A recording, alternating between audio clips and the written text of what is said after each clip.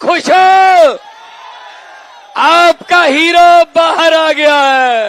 കേജരിവാളിനെ arrest ചെയ്ത ആ നിമിഷം മോദിയുടെ പ്രവൃത്തി വിനാശകാലെ വിപരീത ബുദ്ധിയാണെന്ന് ഫേസ്ബുക്കിൽ ആദ്യമായി കുറിച്ചിട്ടത് ഞാനാണെന്ന് വളരെ വിനയപൂർവ്വം പറയാൻ ഞാൻ ആഗ്രഹിക്കുകയാണ്. യഥാർത്ഥത്തിൽ സംഭവിച്ചത് അത് തന്നെയാണ്. മോദിയുടെ അടിത്തറ ഇളക്കുന്ന പ്രസ്താവനയോടുകൂടിയാണ്, ആക്രമത്തോടുകൂടിയാണ് അരവിന്ദ് കെജ്രിവാൾ ജയിൽ വിമോചിതനായ ആ നിമിഷം മുതൽ ആരംഭിച്ചത്. മോദിയുടെ അടിത്തറ ഇളക്കുന്ന രീതിയിലായിരുന്നു കേജ്രിവാളിന്റെ ജയിൽ വിമോചനത്തെ തുടർന്നുള്ള ആദ്യത്തെ പ്രഹരം.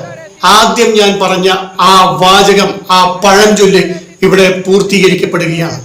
വിനാശകാലെ വിപരീത ബുദ്ധി. മോദിയുടെ ഉള്ളിൽ ഇത്തരമൊരു ബുദ്ധി, തന്ത്രം ഉയർന്നു വന്നിട്ടുണ്ടെങ്കിൽ അത് മോദിയുടെ വിനാശത്തിലേക്കുള്ള വഴി തുറക്കുകയായിരുന്നു എന്ന സത്യം ഇപ്പോൾ വ്യക്തമായിരിക്കുകയാണ്.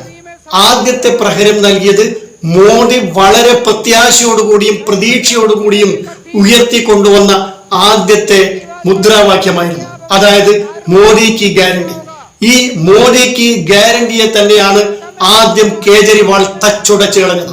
15 ലക്ഷം രൂപ വീതം പാവപ്പെട്ടവരുടെ അക്കൗണ്ടിൽ ഡെപ്പോസിറ്റ് ചെയ്യും എന്ന് പറഞ്ഞ മോദിയുടെ വളരെ പ്രസിദ്ധമായ വാഗ്ദാനവും, ഓരോ വർഷവും 2 കോടി ജനങ്ങൾക്ക് ജോലി വാഗ്ദാനം നൽകിയ മോദിയുടെ രണ്ടാമത്തെ വാഗ്ദാനവും, തുടർന്നുള്ള അനേകം വാഗ്ദാനങ്ങളെ ഉയർത്തിപ്പിടിച്ചുകൊണ്ട് ഈ വാഗ്ദാനങ്ങളൊന്നും തന്നെ നരേന്ദ്രമോദി നടപ്പിലാക്കിയിട്ടില്ല എന്ന് പറയുന്നതോടൊപ്പം മോദിക്ക് ഗ്യാരണ്ടിയുടെ എക്സ്പയറിയും കേജ്രിവാൾ നിശ്ചയിച്ചു എന്നുള്ളതാണ് വളരെ ശ്രദ്ധേയമായ ഒരു കാര്യം.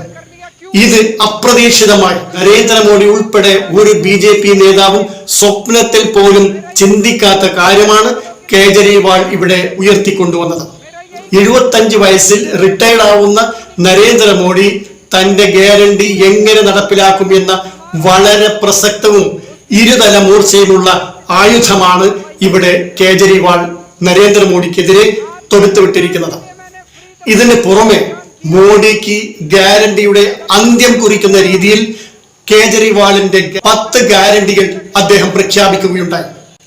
ഈ 10 ഗ്യാരണ്ടികളും കേജ്രിവാളിനെ സംബന്ധിച്ചിടത്തോളം പുതിയ ഗ്യാരണ്ടികളല്ല, അദ്ദേഹം ഡൽഹിയിലും പഞ്ചാബിലും വളരെ വിജയകരമായി നടപ്പിലാക്കിക്കൊണ്ടിരിക്കുന്ന ഗ്യാരണ്ടികളായിരുന്നു. അതുകൊണ്ട് തന്നെ സാധാരണ ജനങ്ങളിൽ കേജ്രിവാളിന്റെ ഗ്യാരണ്ടി വളരെയധികം, വളരെ ആഴത്തിൽ സ്വാധീനിക്കും. ഈ 4ാം ഘട്ട വോട്ടെടുപ്പ് ഇന്ത്യ മുന്നണിക്ക് അനുകൂലമായ കൊടുങ്കാറ്റായി മാറും എന്നുള്ളതിൽ ഒരു തർക്കവുമില്ല. ഇവിടെ നരേന്ദ്രമോദി താൻ കുഴിച്ച കുഴിയിൽ തന്നെ വീഴുന്ന ഒരു കാഴ്ചയാണ് കാണാൻ പോകുന്നത്. അവനവൻ കുഴിച്ച കുഴിയിൽ അവനവൻ തന്നെ വീഴുന്നു എന്ന വാക്യത്തിന്റെ പുലർച്ച നരേന്ദ്രമോദിയിലൂടെ ഭാരതീയർ കാണാനിരിക്കുന്നതേയുള്ളൂ. क्या हमें तानाशाही चाहिए? क्या हमें लोकशाही खत्म करनी है? क्या हमें जनतंत्र खत्म करना है?